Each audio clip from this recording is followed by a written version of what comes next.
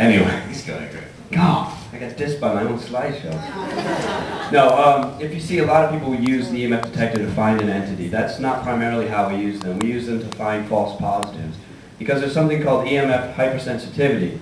It's your body's reaction to high EMF fields, and it produces things such as paranoia, nausea, headaches, skin irritations, whatever, okay? And we find a lot of times that when people have just creeped out in an area, we can find something with a high EMF field, fix the problem, magically the ghost disappears. We were able to actually solve a case just about a year ago by replacing a $29 alarm clock.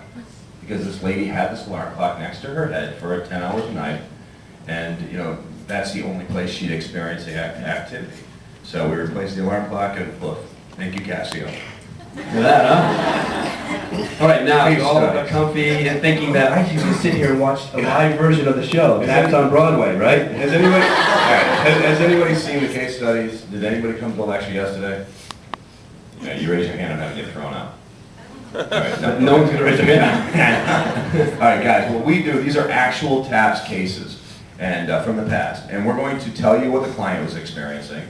And we're going to tell you whether we experienced something or not. And then we're going to, open it up to conclusions. And we're going to ask you guys for your input. And, crap. Let us know what it might be. You've watched the show, you've studied up, now it's time for the test. All right. You guys awake enough for this? All right. Let's do this. Case one. Case one, here we go. Client is seeing apparitions. Sweet! It's the Holy Grail. We're going to catch it, right? You guys aren't as excited? Okay, well, maybe this is the only person in the household having experiences. Dang it! Wham, wham. Oh, TAPS? Had no personal experiences, and no valid evidence was collected. Okay, let's break this down. We've got one person seeing apparitions in the home. What could that be in the paranormal realm? Poltergeist? Peeping Tom. Hey, Tom. Maybe she's psychic. Maybe she's becoming sensitive. Only she can see. Any thoughts over here? Anything else? Yeah. Hallucination? Hallucinations? Okay. Schizophrenia, drugs? Drugs. Did the lady with the backpack say drugs? Yeah, no, do with the backpack. He's eating stuff too. Loneliness? Okay. Yeah. There's an important element missing. What's the age of the person that's involved? She was in her 40s. She was in her 40s? Yep. Okay. Dude, what the heck? No, she was the only person in the household having experiences, so for other people. So. No, I'm married. You know what? We'll show you how this works out. Let's go, Grant. When reviewing the client's medicine, we found she was mixing an old prescription with a new prescription, the result of which produced a hallucinogen drug. Right. Good job, guys.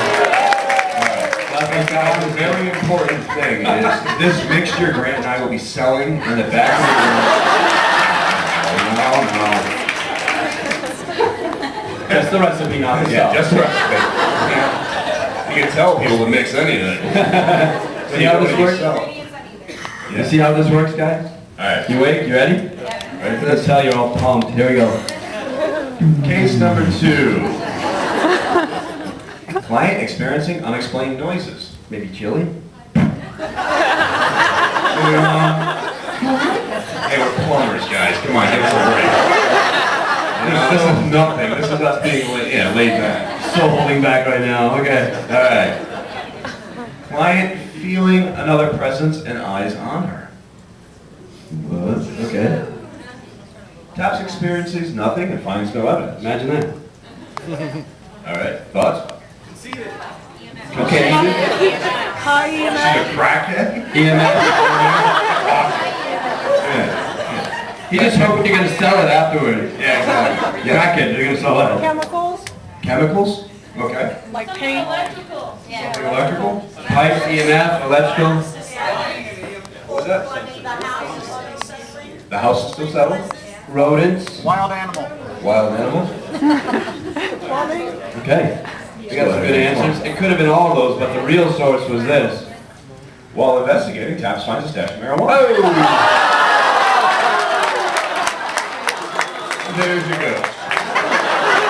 And guys, just so you know, at the end of the lecture, Grant and I will be in the back of the room. No, but on a serious note, what happened was when you go to somebody's house, you want to try to get into their head. You want to go around. You want to look at their book collection, their DVD collection. Sometimes you want to avoid the DVD collection. Or hey, maybe you're into that kind of stuff.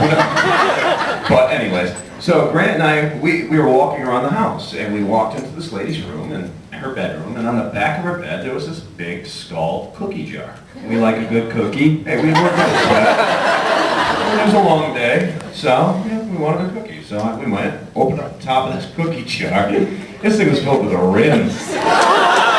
She was not running out anytime soon. Needless to say, we found the ghost of Mary Jane. Anyway. Case number 3. Client is claiming she's experiencing voices and apparitions. Sweet. Client demands frequent visits. Okay.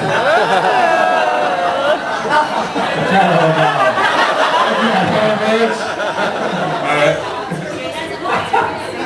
Wow. You guys are right up our alley.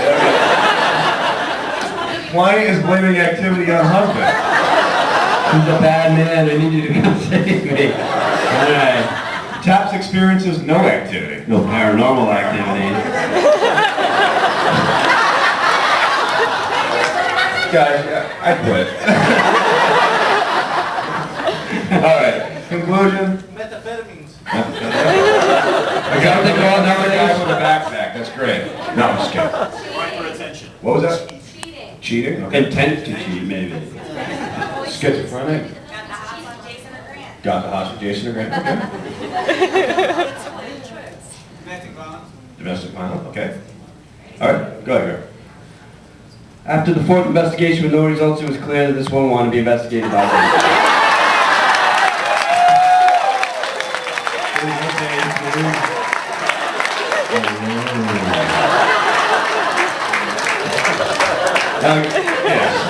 Yes. Guys, again, real case.